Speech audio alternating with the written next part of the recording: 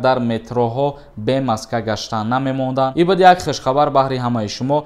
шуъбаи милитсия бурда тафтиш накунанд ҳуҷҷатҳои шуморо. Ба Россия хизмат карда бошӣ, бо дар Тоҷикистон бояд хизмат кунӣ ё ки не. нафароне ки дар шаҳри Москва қарор доред ва ба шумо духтури дандон лозим бошад, пас ба рақамҳои рӯи экран дар тамос бошед. барои сафед кардани дандон, барои табобат кардани хунукиҳои дандон, барои дандонро пломба мондан, ба ин рақамҳо дар тамос бошед. ҳатман аз номи канали мо муроҷиат кунед. тахфиф карда мешавад. бародарони тоҷики мо дар хизмати шумо мебошанд. ассалому алайкум ба ҳама тамошобинони барномаҳои канали Юрист TJ. Тамошобинони азиз, дар видео лайк мондана фаромӯш накунед. Як хушхабар баҳри ҳамаи шумо. чӣ хеле ки медонед, тӯли 2 сол зиёд дар Федератсияи Россия маҳдудиятҳо ворид шидагӣ буд. мисол мегирем, агар дар метроҳо бемаска гаштан намемонданд ё баъзе аз корхонаҳо ва ресторанҳое буд ки шабона кор намекарданд ё ки баъзе ҷойҳои ҷамъиятие буд ки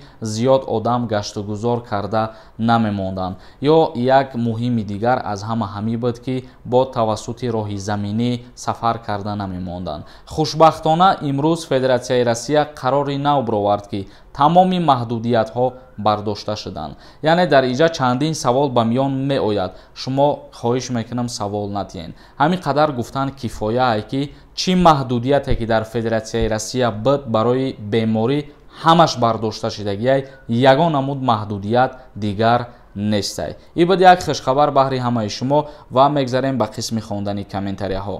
ба ҳаматон хотиррасон мекунам ки дар канали ма конкурс рафтесай ва и дуюмин конкурсе мешавад ки мо ба барабан ғолибора муайян мекунем. гуфтанием ки 51 дона приз мондагием дар конкурс. ҳамагӣ шумораи билетҳо 2000 дона мебошад ва нархи билет арзон аст, 200 рубл. касое ки мехоҳанд билет бихаранд, ина картаи Сбербанк барои билет харидан. дар ҳамин карта сумтона бупартоен ва касе ки бисёр билет мехара ба 1000 рубл 7 дона билетиш метиҳем. чектона метонем ки дар рақамҳои WhatsApp рой кунед. бахтона бисанҷед. шермарди масчоҳӣ нависондай.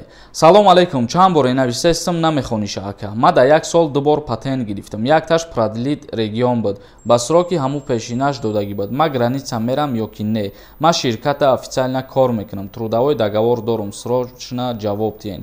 агар ки продлит кардана дар назар дошта бошӣ ва дар ширкат официально кор кунӣ, бале бо тариқи трудовой договор ту метавонӣ ки продлитиш кунӣ бе гузаштани граница. оятулло нависондай. салом алайкум ака, ма 1 сол мешава омаданма, 2 бор регистратсия кардам. хона бирам, чӣ гап мешава? илтимос ҷавоб диҳед. яъне ки ма чандин маротибаҳо ба шумо гуфтагиам, то дар ягон рейдҳо дастгиртон накунанд, то ягон шуъбаи милитсия бурда тафтиш накунанд ҳуҷҷатҳои шуморо, ягон проблематон намешавад. не ки ба ҳар ҳол барои ба ин мушкилиҳо дучор нашидан ҳамаи ҳуҷҷатотонро қонунӣ кунед. ҳеҷ кас шуморо ҳичи гуфта наметавонад. судай стоиров нависондай. акаи сорбон пешакӣ раҳмат. мара ака айхона қапидан, 5000 штраф кардан 1 моҳ пеш. мара депорт карда бошанд ё ки не? бародари азиз, зиёда аз 2 административни правонарушения ки ту содир кардӣ, баъд метавонанд ки тура депорт кунанд. яъне ки тура ҷаримаи маъмурит кардагиам бародар.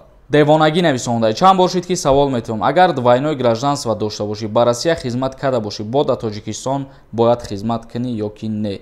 бародарои азиз, хоҳиш мекунам ҳамхели саволҳоро дига пешниҳод накунед, чунки ба дили тамошобинора мезана ҳамин саволҳоро такроран ҷавоб додан. ҳар рӯз двойное гражданство дошта бошӣ, дар як давлат хизмат мекунӣ, ё дар Тоҷикистон ё ки дар Россия.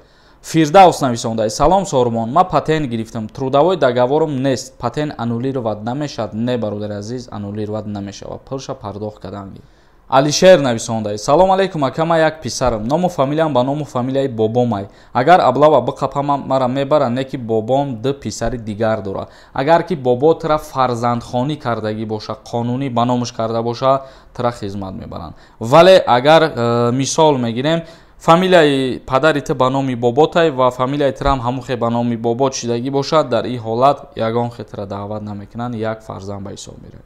Комрон Холиқов нависондай. Ростай меган аблава то 30 сола шидай. Ҳар касе ки хоҳишмандай ба хоҳиши худаш бирава муроҷиат куна, ба хизмат мебаранш. Ин маҷбурӣ нест. Саторов нависондай. Ҳамити ягон гапи рост надорӣ. Дурӯғара менависӣ барои видеота тамошо кунанд. Баъд ту барои чӣ медорӣ тамошо мекунӣ? Ма гапи рост надошта бошам. Отписаться кай канали.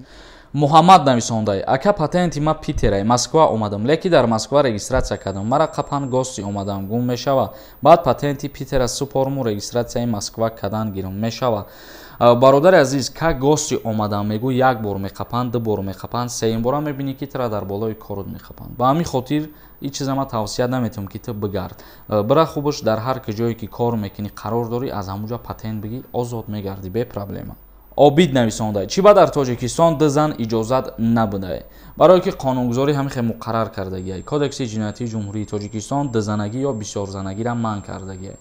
бек шарифов нависондай: салом акай сорбон, ай спецприём через адвокат бировардан мешава одама? ҷавоб медодӣ: раҳмат ака, спецприёми федератсияи россияро дар назар дошта бошӣ, агар уҷа ҷое ҳастае ки времена меқапа, дастгир мекуна, манъ мекуна, меистен ва баъд ба тоҷикистон равон мекунанд. амонзода нависондай: салом ака, дар чанд видеоҳот менависам, ҷавоб наметиҳӣ. савол: ма через беларусия москва омадам, метавонам москва қатӣ рафта?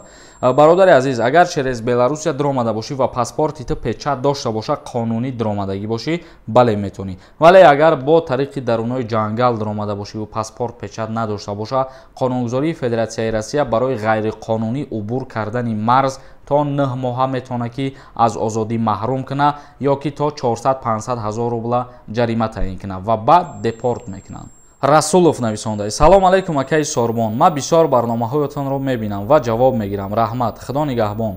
баъд як савол доштам. ман айни ҳол дар москва қарор дорам, патент кардам ва мана аз ҷои кор қапиданд, гуфтанд ки ту пад москва ба кор карданат мумкин не.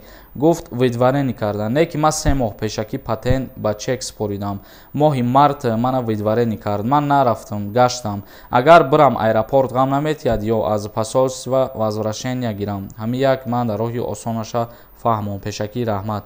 бародари азиз, бо як бори дига хотиррасон мекунам, шумо дар ҳар куҷое ки кору фаъолият мекунен, ай ҳамуҷа патент бигирен. ин барои фоидаи худтонае. ва агар на, баъд мушкилиҳо болои сари шумо бисёр мешаванд. дар ҳолате ки тира видварения кардияну нарафтаӣ, то рейд накунанд ва то дар ягон ҷо дастгирит накунанд, тафтиш накунанд ҳуҷҷатҳои тира, ё ки дар ҳамун аэропортам то напирсанд айти ягон ҳуҷҷат, ягон виестам маҳкам намекунанд. тамошобинони азиз, ба ҳамин барномаро ҷамъбаст мекунем то барномаҳои дигар. худованд ҳамаи мо шуморо нигаҳдор.